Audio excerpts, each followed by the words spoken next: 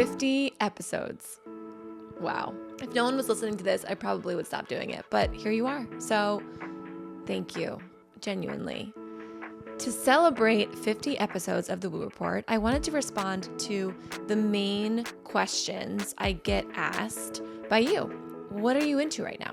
What are you doing day to day? What would you recommend in the woo-woo space? And I am so honored to be your Woo-Woo Concierge. Nothing brings me more joy than sharing the things that have helped me. So today I'm going to talk through the woo things that I'm really into right now. Let's get into it. Hi, I'm Laura Scarpati, filmmaker and woo-woo enthusiast.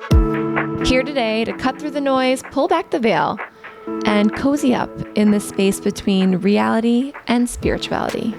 Thanks for listening to the Woo Report. Okay, so as you know, I have had hundreds of woo-woo experiences. Psychics, mediums, energy healers, sound baths, past life regressions, astrology deep dives, breath work, hypnosis, meditation, plant medicine, and I truly love it all. I also go through seasons of being really into one thing and then kind of moving on to the next. But the good news is that it's all here for us anytime we want to tap into. But for this episode's sake, I'm going to go through 5 things that I'm really into right now and that I'm really intentional about exploring. So first thing that I love so much, and I've talked about it a couple times, is Kabbalah. So Kabbalah is this esoteric, mystical tradition within Judaism that offers insights into the divine nature of God, the origin of the universe, and the hidden spiritual workings of reality. And I'm going to say that last part again because this is what it's all about. The hidden spiritual workings of reality. That is my total jam. David Ghiyam is a Kabbalah teacher that I've been following for a while. And I love how he explains Kabbalah. So I'm going to link a podcast interview that he did in case you want to go deeper. I also just completed his course too, and I'll link that in the show notes. The course is called Infinite Soul. You can pay what you want. I paid $20. It's 3 hours of modules that explains the fundamentals of Kabbalah. So the high level of Kabbalah is that there are 2 entities, the vessel and the creator. The creator is God, source, the light, the universe, whatever word feels good to you. And then the whole point of us being here, earthside, our whole purpose is to expand our vessel so that it can hold more of the creator's light. David uses this metaphor of a bucket. So our vessel is like a bucket, but there are holes in it. And those holes are called our tikkuns. Those are our soul's correction. The things that we're born with that are here to challenge us, to teach us, to expand us.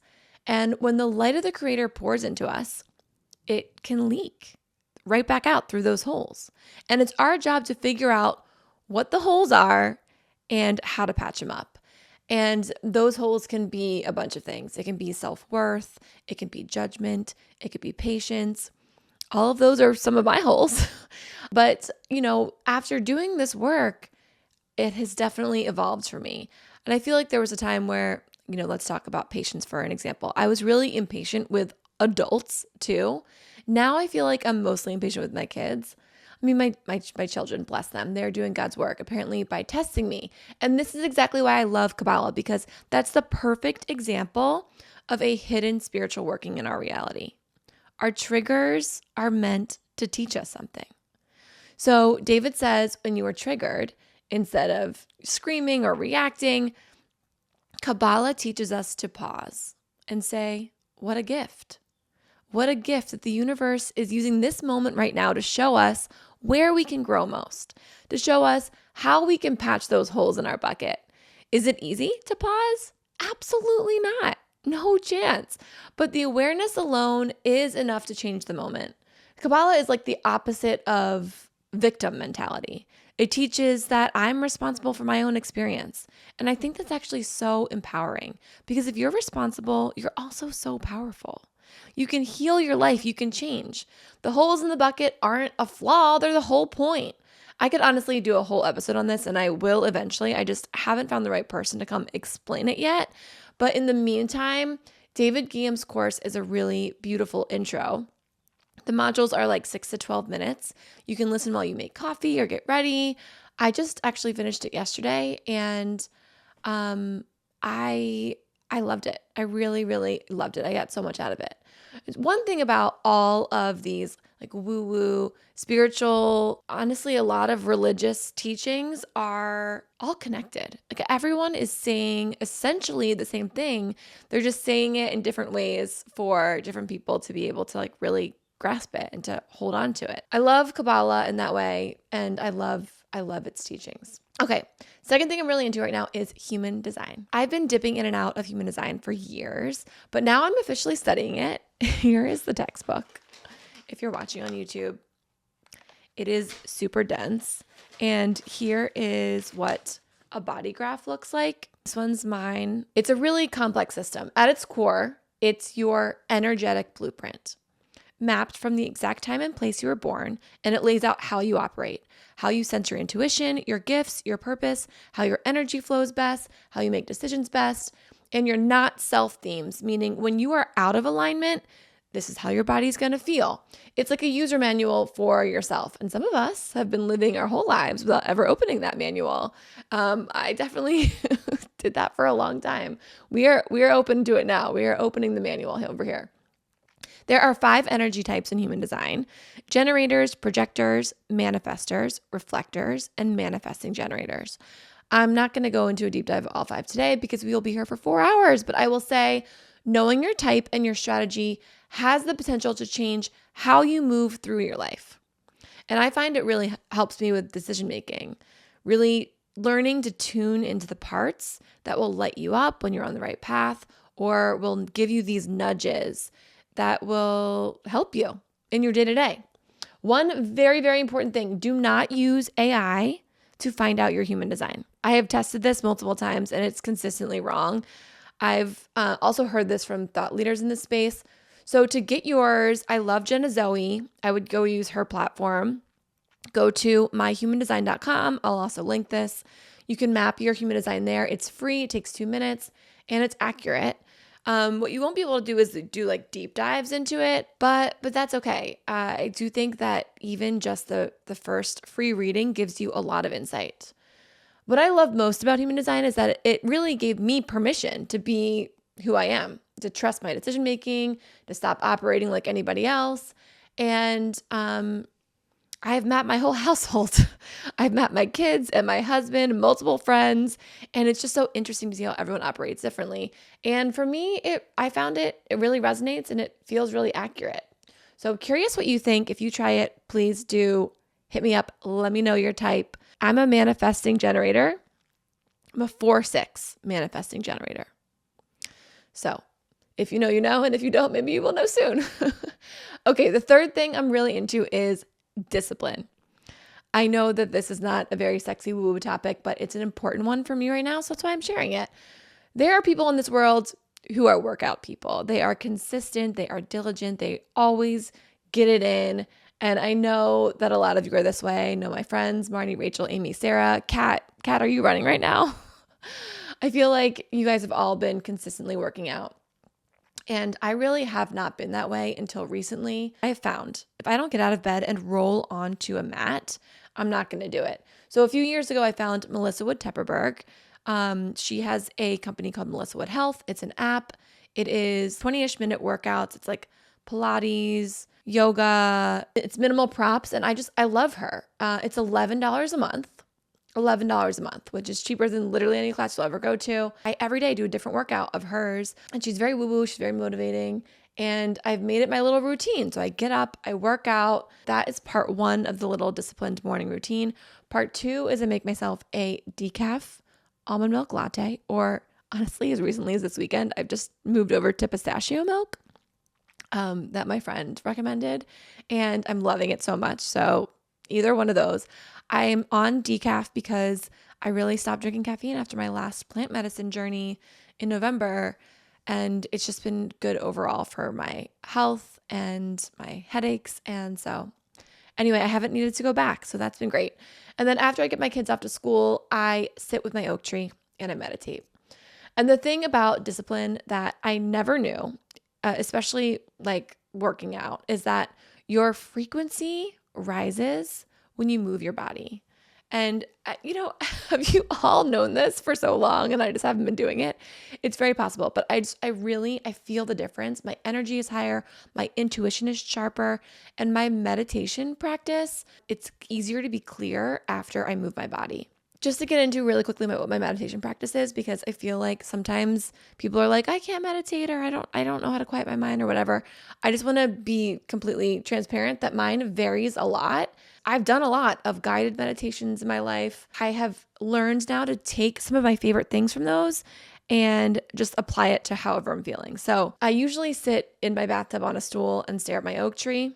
Sometimes I close my eyes, sometimes I don't. Sometimes I call in my guides, my team. Sometimes I start with gratitude. Sometimes I imagine a golden shimmering light being poured from source into the top of my head.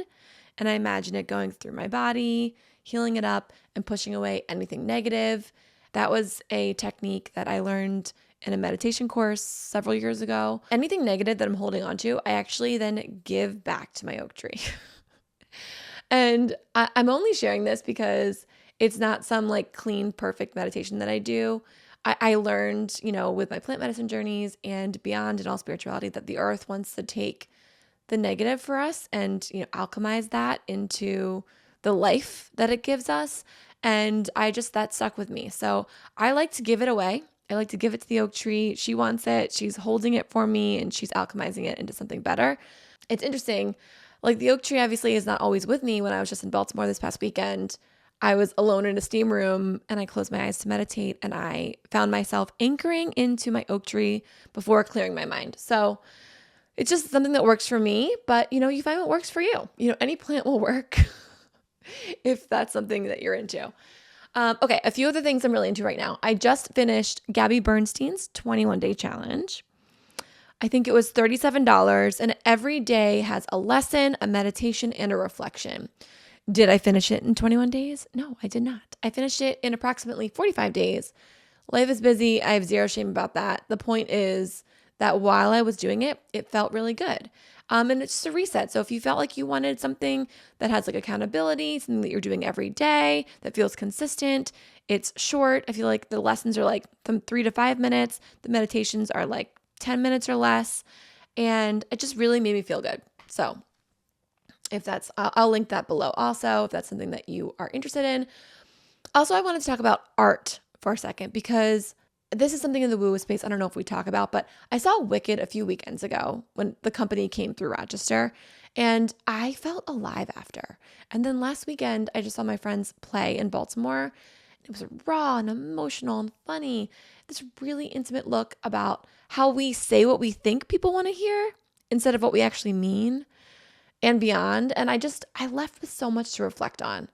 And I'll always think about this. I'll never forget. I was studying abroad in London in 2005, and I had a class where every week we'd spend time at the National Gallery learning art history, and I was obsessed.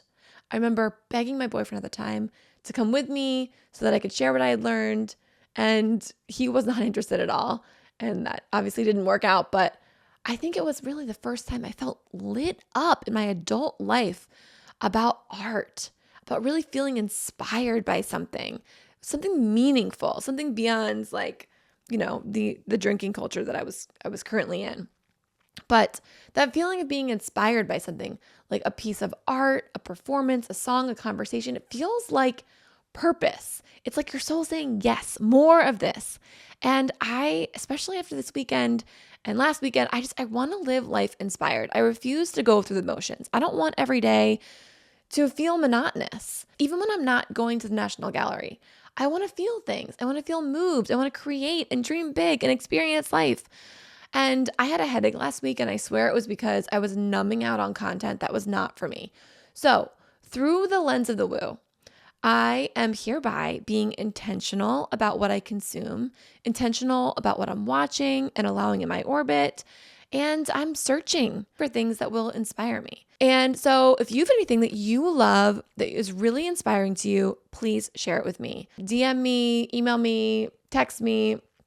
whatever. Get it into my inbox. I am looking to be inspired. Okay. If you try any of these things, holler at your woo-woo bestie. Let me know what you're up to and what has helped you. I'm working on updating like a woo-woo favorite things list that I'll be sending out to everyone on the mailing list. So if you are not on the mailing list, you can get on it right now at the wooreportpodcast.com. You can sign up there. And thank you for being my people. I'm so grateful you're here on this journey. I hope this helped you. I'm sure if I do another episode in 6 months, this will be different because truly I get into different things and different things resonate at different times, but that's okay. All of these modalities are connected. They all are sharing the light with us in some way. It's so freaking cool. So I hope you go through your day and you find some hidden spiritual meanings. And I'm so grateful to be on this journey with you. Until next time. I hope you enjoyed that episode. Thank you for liking, sharing, rating, and loving on this little slice of magic. I am so, so grateful you are here. Bye.